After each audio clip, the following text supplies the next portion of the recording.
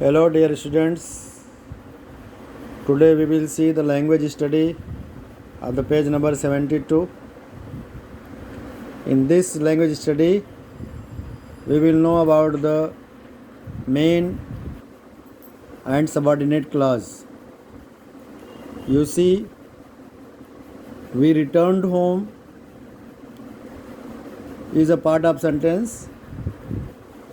When school was over, this is also part of that sentence. We returned home when school was over. These parts of sentences are called clauses. We returned home when school was over. This is the complete sentence. But these two parts are the clauses of the sentence. These clauses are known as subordinate and main clause. Main or principal clause, dependent or subordinate clause. So which one is main clause, which one is dependent clause, we will understand here, and it is made also clear. The first one makes complete sense, so it is called main or principal clause. The second one is not complete by itself.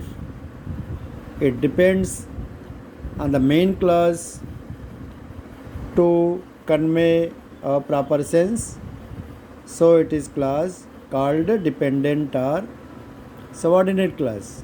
Okay. In these examples, you will come to know or categorize the main or principal clause into subordinate clauses. Okay. Just you see the sentence, they pay for their sister's treatment who suffers from tuberculosis. This is the complete sentence. Okay, and this is also the complex sentence in which main and subordinate clause are joined together. It's called a complex sentence.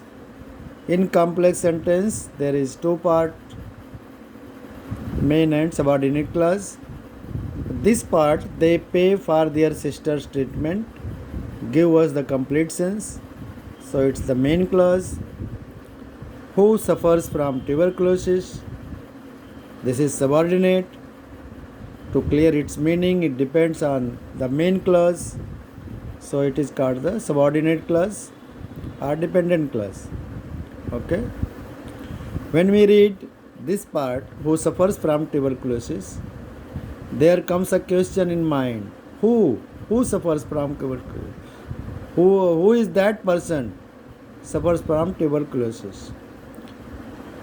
So this sentence complete help that this sentence to give the complete sense. They pay their sister's treatment, so it is the main and that is the subordinate clause.